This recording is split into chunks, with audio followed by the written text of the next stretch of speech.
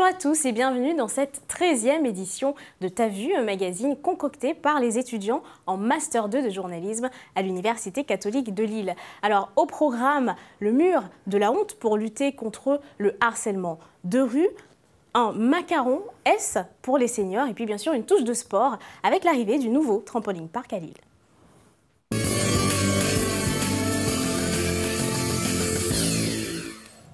Alors, nous connaissons tous le fameux A attribué au véhicule des apprentis conducteurs. Eh bien, figurez-vous que nouveau macaron, le S, fait son arrivée. Alors, Charlotte Benoît, bonjour, vous allez nous en parler.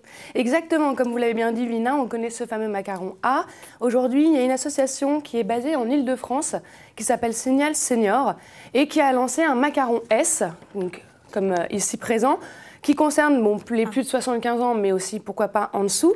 Ça existe depuis 4 ans et aujourd'hui, il y en a 1200 qui ont été vendus. Ah oui, quand même. Exactement, au prix de 4 €, donc c'est le même prix qu'un macaron apprenti. Il faut le payer quand même. Voilà, il faut le payer. C'est payant. Mais voilà, en fait, ça pose quand même quelques questions, notamment sur la catégorisation des personnes âgées, et ça peut également soulever la question d'un contournement d'un problème un peu plus profond. Du coup, avec notre journaliste Camille Tombray, on a voulu creuser cette idée, et on est allé à la rencontre de Terence Doyel, qui est un gérant d'une auto-école basée sur Lille, qui lui apprécie plutôt cette initiative. En premier temps, je pense que c'est une bonne chose, parce que si ça peut permettre aux personnes âgées, je crois que c'est pour les plus de 70 ans ou 75 ans, d'apposer ça à l'arrière du véhicule. C'est vrai que quand on les suit, ça peut aider, et puis après, quand on pousse un peu plus loin la réflexion, c'est à nouveau identifier quelque chose. On a déjà le A à l'arrière des voitures, on a déjà la conduite accompagnée, il y a les gens qui mettent les symboles bébés à bord, animaux à bord, ça va peut-être faire un peu beaucoup sur les voitures. Mais à la base, je pense que c'est une bonne idée. C'est pas une mauvaise idée en soi, et comme le souligne Terence, c'est vrai qu'imaginons on a une seule voiture par famille. Vous avez votre adolescent de 18 ans qui vient d'avoir le permis, donc le macaron A au dos de la voiture. Vous avez également un ado qui est en conduite accompagnée, donc macaron, conduite accompagnée. Ça devient compliqué. Voilà, vous avez un bébé à bord, puis un senior, le S. En fait, au final, on est un peu perdu, ça fait beaucoup, et on ne sait pas trop à qui on a affaire devant nous en conduite. Donc, du coup, ça pose un premier problème, c'est que, oui, c'est un premier problème, c'est celui de la capacité des seniors à conduire aujourd'hui. Le souci, c'est un souci de formation. En France, le problème, c'est que le permis, il est valable à vie. On a le permis à 18 ans et à 80 ans, on conduit encore. On n'a pas de visite médicale, on n'a pas de remise à niveau. Donc c'est vrai que ce serait bien pour la sécurité de tous si on veut avoir des formations. Mais le problème, c'est l'argent.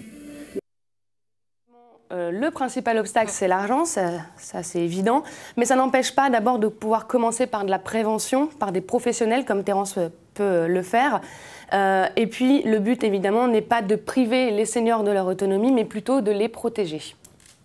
Ce serait plus une mise à niveau, après prendre une décision, interdire quelqu'un. Je pense que nos personnes âgées, elles ont besoin de leur autonomie le plus longtemps possible. Donc les interdire de conduire, il faudrait que ce soit un avis médical, mais un avis professionnel de la route, je pense qu'on ne peut pas dire à quelqu'un non, tu conduis pas. À partir du moment où le mode d'examen, le permis a été passé, on a l'examen, on l'a reçu. Ce serait un peu comme pour le bac, dire 20 ans après, si on fait des fautes d'orthographe par exemple, on n'aurait plus le diplôme. Donc là, je pense que ce ne serait pas notre rôle. Ce serait plus un rôle de conseil. Alors effectivement, le seul moyen d'interdire aujourd'hui à un senior de conduire, ce serait d'avoir un avis médical négatif. Sauf que il y a eu des tentatives auparavant, mais c'est pas efficace dans le sens où la personne âgée va avoir son médecin de famille, qui est donc une connaissance qui lui explique le problème, son besoin d'autonomie. Donc le médecin de famille, bien évidemment, va aller dans son sens. Donc la visite peut être inutile. Ça pose du coup un autre problème, c'est qu'aujourd'hui, si on met en place un contrôle, les seniors d'abord pourraient se sentir exclus et pourraient également avoir peur de se faire retirer leur permis de conduire. Et du coup, pour Terence, il n'y a aucun but de sanctionner. On a tous des lacunes, comme vous l'avez dit, vous avez passé le code 2, 3 ans ou 4 ans après, c'est sûr qu'il y a des choses qu'on oublie, des choses qu'on ne pense plus. Je pense que ce serait juste de la remise à niveau, mais pas de sanction à avoir si jamais le niveau est pas bon. À la limite, pourquoi pas dire 1 heure de conduite, 1 heure en salle, si ça va pas, revenez 1 heure, voilà. Mais plus un rôle d'information, de prévention routière, plus que de sanctionner par quelque chose, quoi. Alors on le sait tous, le code de la route évolue chaque année, notre conduite également, parce que les routes et la signalisation changent. Par exemple, les autoroutes et les ronds-points, ce sont des choses que les personnes âgées n'ont pas tout de suite connues. Ce sont des choses assez récentes, donc ça peut représenter un danger. Donc ça serait peut-être plus efficace de faire un point sur ces axes précis avec ces personnes-là pour refaire une sorte de mise à niveau. Et puis bien évidemment pour Terence, cette initiative de Macaron S n'est absolument pas là pour stigmatiser comme on pourrait le penser. Oui. À partir du moment où on identifie sur quelque chose, ça fait jamais plaisir, je pense. Mais bon, faut se dire aussi que les jeunes permis, maintenant, pendant 3 ans, il y a un A à l'arrière. Donc pourquoi pas mettre ça en place pour les seniors? Mais c'est sûr qu'il y a toujours des gens qui vont dire oh ben non, ou on voit aussi sur le net des gens qui disent pourquoi pas remettre l'étoile jaune aussi au goût du jour, etc. Donc ça va loin dans les débats. Mais sur le net, il y a beaucoup de gens qui disent un peu tout et n'importe quoi. Si ça peut aider, pourquoi pas? Après, est-ce que les gens vont avoir un comportement différent quand ils vont voir un S à l'arrière d'une voiture? C'est plus une question d'éducation ou de formation qui sera à travailler. Et justement, est-ce que des seniors sont déjà venus à son auto-école pour faire des mises à niveau? Est-ce qu'il le fait Alors lui, il le propose. En fait, il a environ 500 inscriptions par an dans son auto-école. Et sur ces 500-là, une soixantaine de personnes, donc âgées ou pas, plutôt des personnes qui n'ont pas conduit depuis 10 ans, reviennent le voir pour refaire un peu des manœuvres, se remettre au point et surtout se remettre en confiance avec le véhicule. Et bon, on sait qu'en 2015, il y a eu environ plus de 5000 morts d'ailleurs. Hein. C'est encore plus grave, plus de 5000 morts. Alors, où se situent les seniors là-dedans?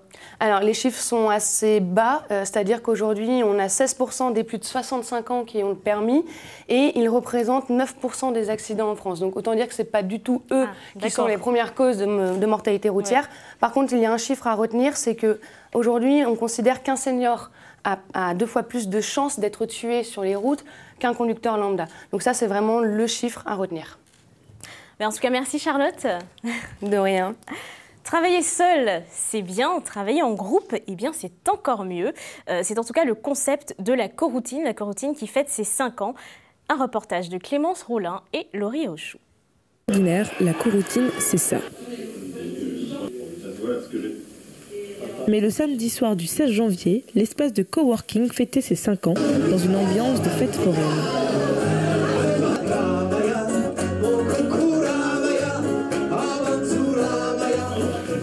À l'initiative de la coroutine, un groupe d'amis qui cherchent un tout nouveau mode de travail pour élaborer leur projet. C'était en gros des initiatives professionnelles qui avaient besoin individuelles ou parfois plusieurs personnes qui souhaitaient créer une activité mais peut-être de manière un peu différente et qui ne se retrouvaient pas forcément dans les structures qui étaient existantes. On a par exemple tout ce qui était incubateur, etc. Ça ne nous parlait pas forcément parce que typiquement en incubateur on va essayer de vous faire rentrer le projet dans des cases. Aujourd'hui, la coroutine compte 70 personnes qui rassemblent tout type de compétences. Il y a de tout, il y a des projets artistiques, il y a des journalistes, des gens qui font du théâtre, des illustrateurs, des gens qui sont dans l'économie sociale et solidaire, des gens qui sont dans l'informatique. Un espace qui s'autogère grâce à la contribution de tous financièrement mais aussi en temps.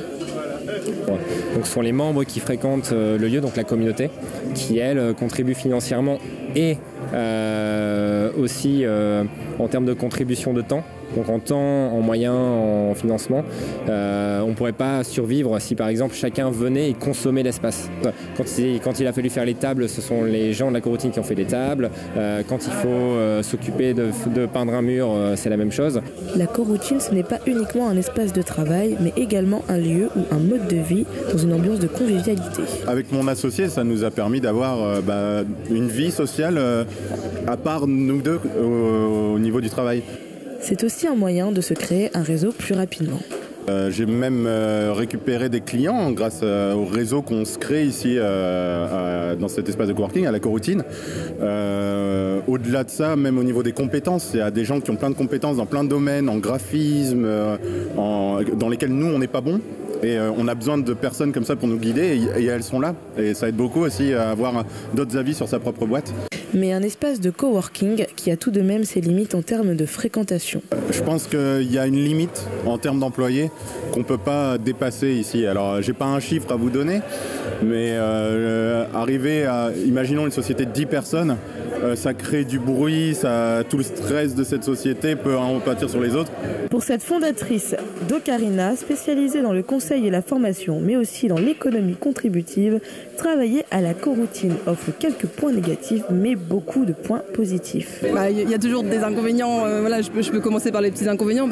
C'est clair que parfois il va y avoir des bruits, tu as besoin de te concentrer hyper fort, ou tu as besoin de faire une interview Skype importante, ou un coup de téléphone, et du coup le fait d'avoir du bruit autour, ça peut être un peu gênant.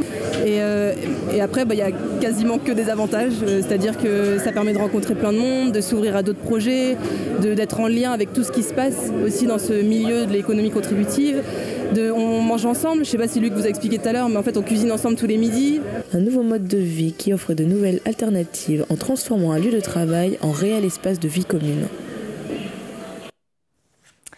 Laurie Auchou nous a rejoint. Laurie, bonjour. Bonjour. Alors dites-nous, comment s'organise cet espace de coworking? Est-ce que finalement les entrepreneurs ne se dérangent pas?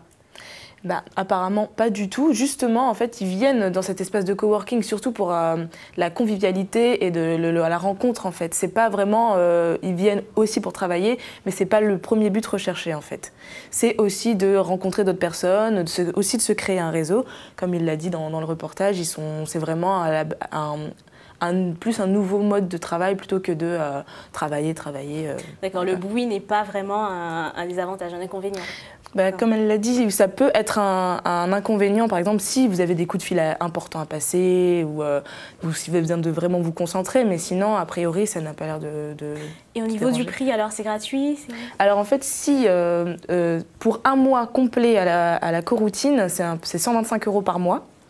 Sinon, c'est des carnets qu'on achète et qu'on vient déposer quand on vient occasionnellement. D'accord. En tout cas, merci Laurie. Au nord de Lille, à une dizaine de minutes de Lille, s'est installé il y a tout juste quelques jours le Trampoline Park, une aventure menée par deux jeunes entrepreneurs de 24 ans. Un reportage d'Azaria Angliodin, de Thomas Delphi et de Vinanodin. Les amateurs de cascade s'en donnent déjà à cœur joie. Cela fait depuis mardi 23 janvier 2016 que le premier trampoline park de Lille a ouvert ses portes. Situé à Aubourdin, ce projet mené par deux jeunes gérants regroupe diverses activités autour d'un thème central, le trampoline. Une fois qu'on rentre, on arrive directement sur l'accueil bar. Donc c'est là où on achète l'entrée ou une consommation.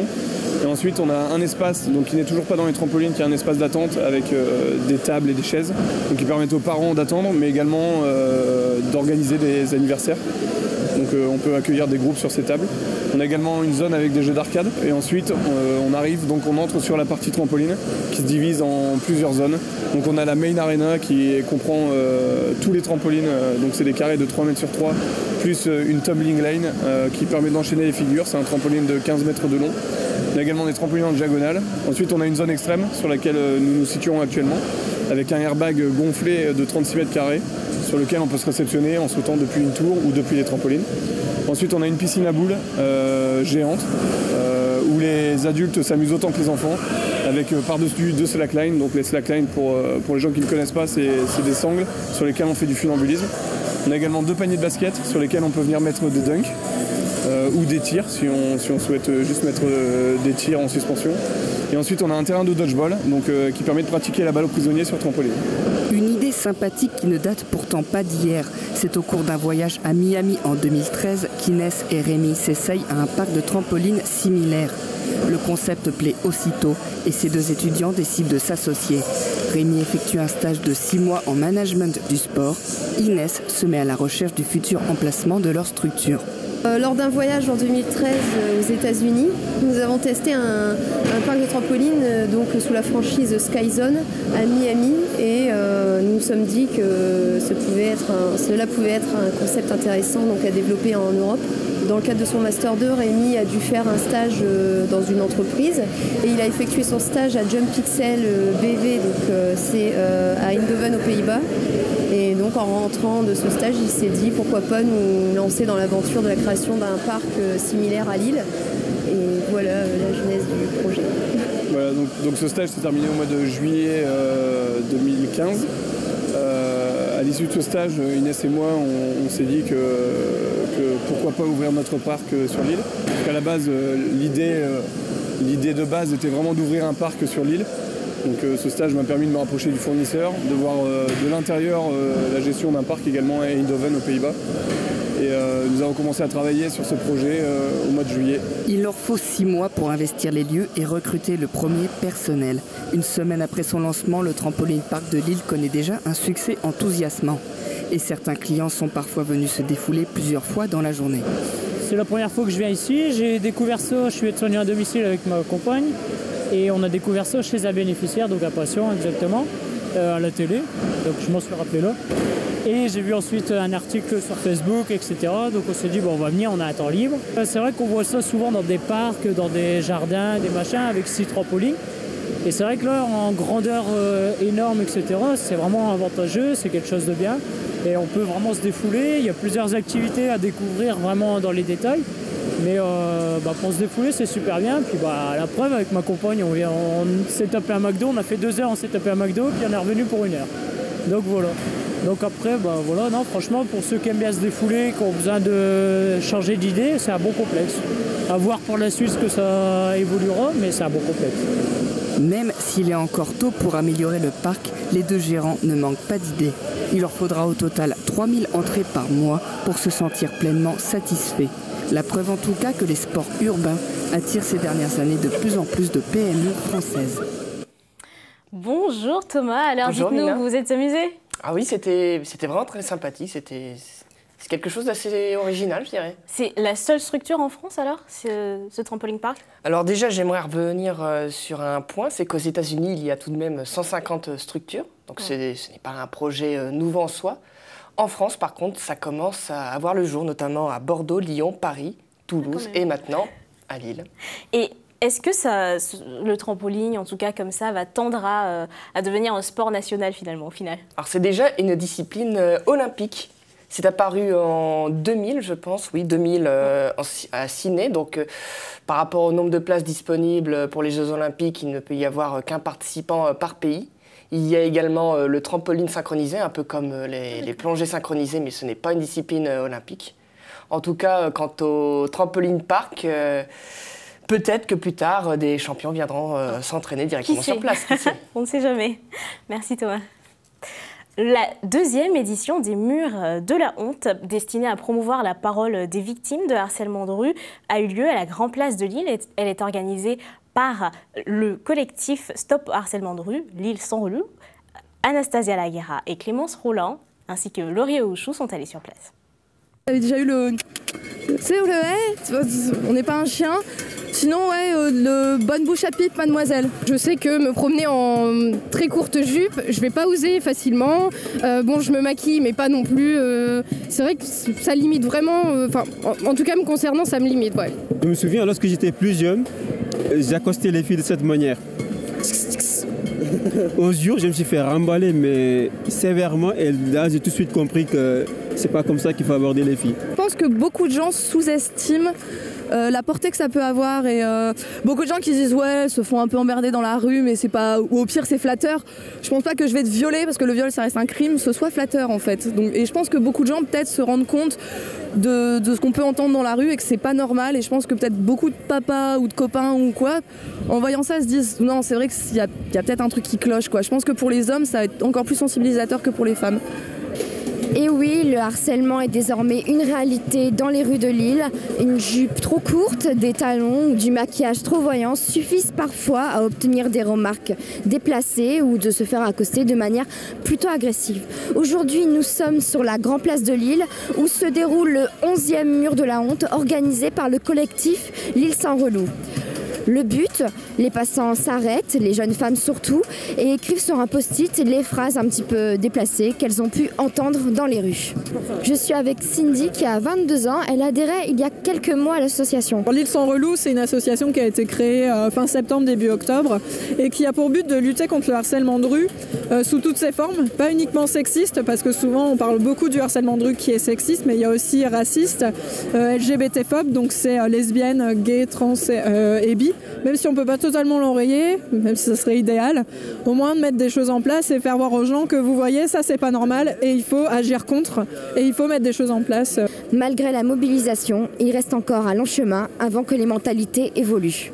C'est une bonne chose, mais ça m'étonnerait qu'il y ait des résultats. Les roulous dans la rue, on ne pourra pas militer contre eux parce qu'ils sont indestructibles. C'est une espèce qui prospère, qui va continuer à exister. Les mecs qui harcèlent parfois, ils observent bien la fille avant de l'harceler. Il y a vraiment des filles qui s'habillent d'une façon provocatrice. Et franchement, c'est vrai.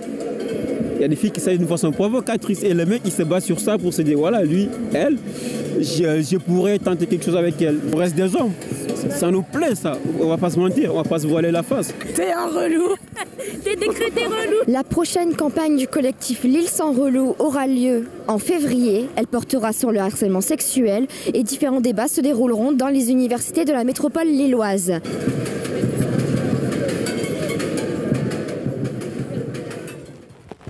Lucas Bolivar, bonjour. Vous êtes le fondateur du collectif Stop Harcèlement de rue et de l'association Lille sans relou. Alors justement, qu'est-ce que vous pensez de la réaction, la toute dernière réaction qu'on a vue dans le reportage ?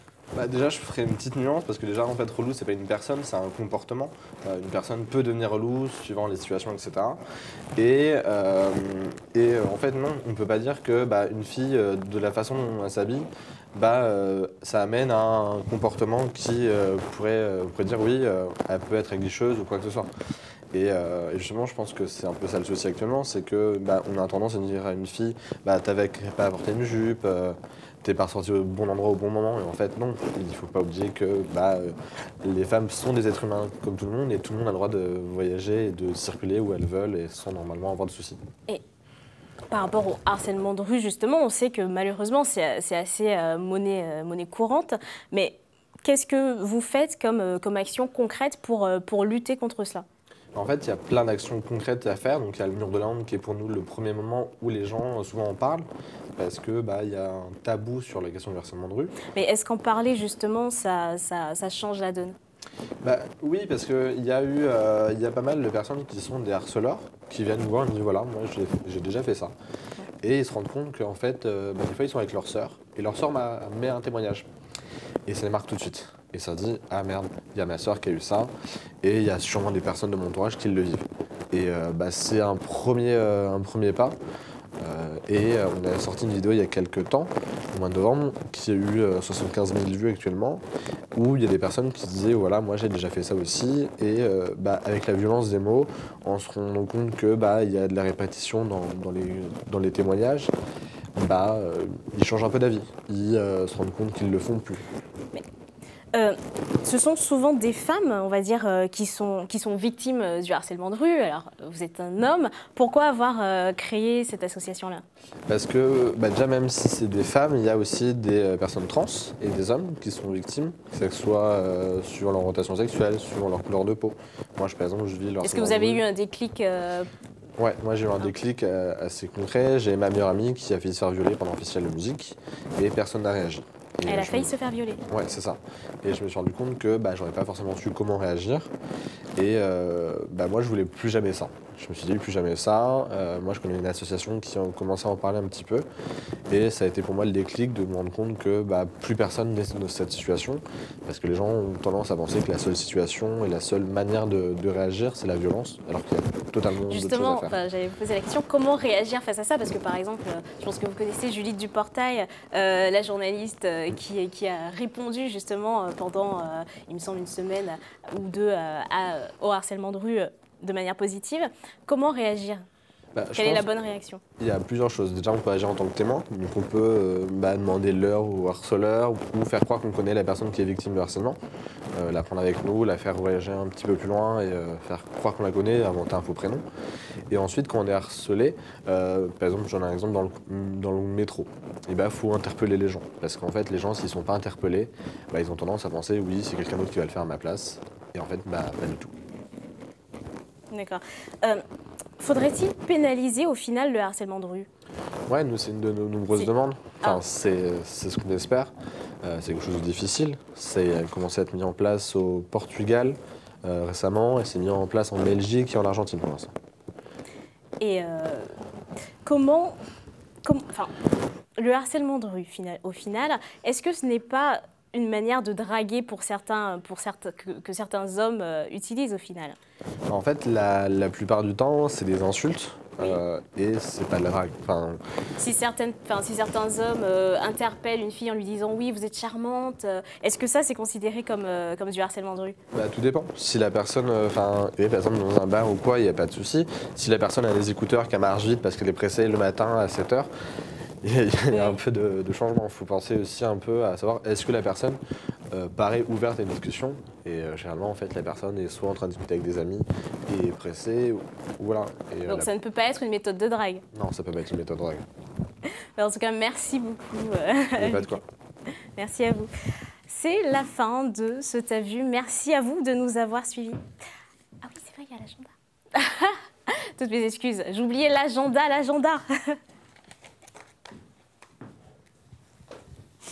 Bonjour Vina. Bonjour Marie, mille excuses. Alors dites-nous, qu'est-ce qu'il y a de bon à faire? Alors tout à l'heure, donc vous, Azaria et Thomas, nous avons fait découvrir les plaisirs du trampoline park. Alors de mon côté, j'ai rassemblé d'autres idées de sortie pour le week-end ou pour la semaine.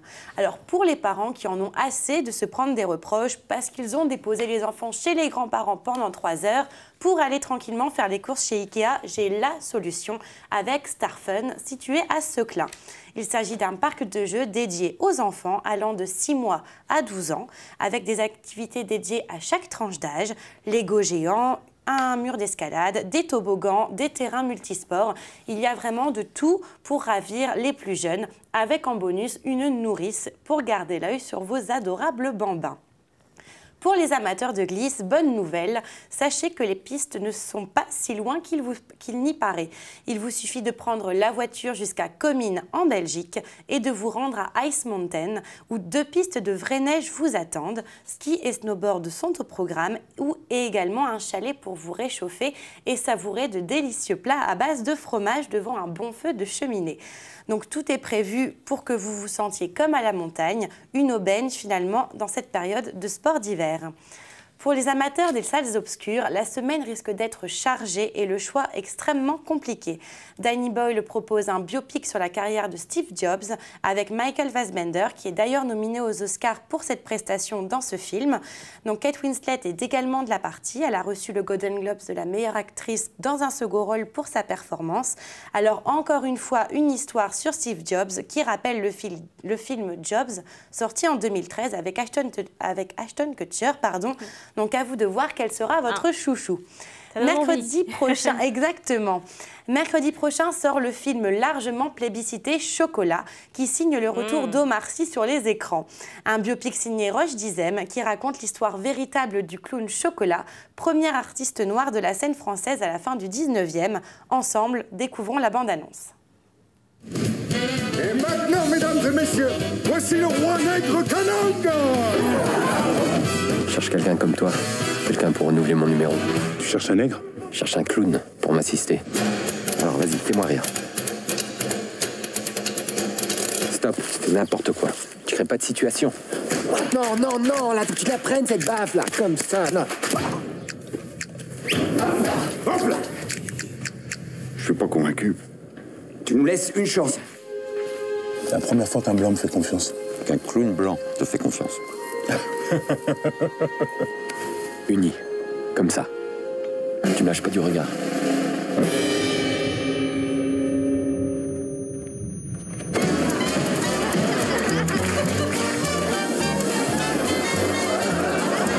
Il y a de la folie dans votre duo. Messieurs, Paris vous attend.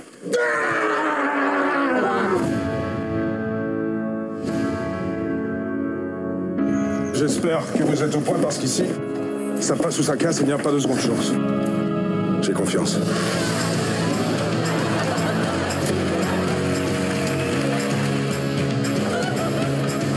Et puis tu fais le joli cœur avec Camille, t'es plus dedans. Avec moi. Pourquoi tu ris jamais? Je ris dans ma tête. Mais t'aimes rien. T'aimes pas les dés. Voir ça va, mais t'aimes pas trop sortir avec les filles. C'est quoi le mystère? Ça y est, t'as fini. Je veux plus être le faire-valoir de Footit. Je veux qu'on prenne au sérieux. Avec Footit, vous avez révolutionné le monde du cirque. N'abandonne pas tout sur un coup de tête. Tu veux tout pour toi, oui.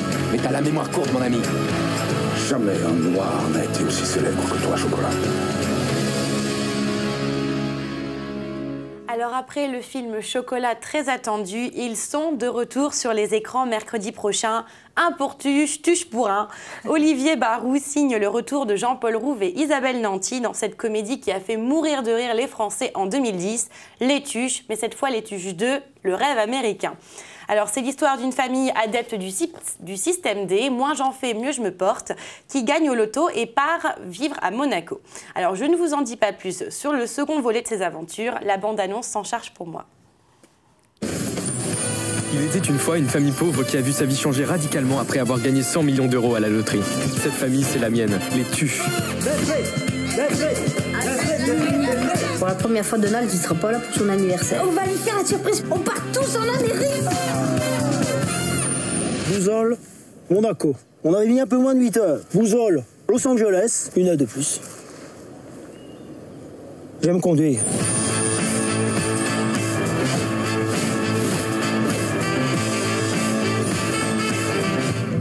Un camping-car de bâtard. Oh Will, j'ai exactement les mêmes mains que Marie-Lee. C'est bien, hein, faut plus qu'à voir le reste. On vient voir quoi? Dis-lui en anglais. Coin. Oh, quoi? Qu'est-ce que vous faites là? T'es tout bizarre. T'étais pas en train de te tripoter quand même? J'ai rencontré une fille super. J'ai une famille très riche. Que fait ton père en France? Mon père, il est chirurgien. Mr. and Mrs. Tuche. Docteur Tuche. Bah moi, il va falloir que j'achète une clinique. Bien, bah c'est bien, vous avez plus votre gros pif. Aujourd'hui, t'es un Bouddha, mais grâce à Jeff Tuche, tu peux devenir un canon. Ah, comment ça va? Tu as des Caraïbes? Mais qu'est-ce que tu fais? Bah, elle ralentit. Il y a ma blando, Hugues, Ça va, on t'a pas trop foutu la honte?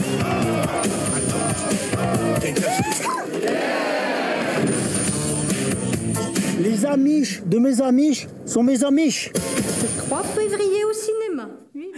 Donc, alors mon Amish. Alors mon Amish, très cher. Alors rien de prévu ce soir. Pour terminer cet agenda, sachez que la métropole lilloise a de quoi vous ravir ce vendredi soir. Entre Anne Roumanoff au théâtre Sébastopol, une exposition Georges Rousse à la Sécu, la pièce La République du Bonheur au Théâtre du Nord, la finale du Godland Jazz à l'Homme, mais aussi le festival des Petits Pas à Roubaix qui incite les plus jeunes à s'intéresser de près à la danse. Quoi qu'il en soit, vous n'avez aucune raison de vous ennuyer. Ah ça c'est clair, moi je sais quoi faire. Hein. J'allais voir Les Tuches 2.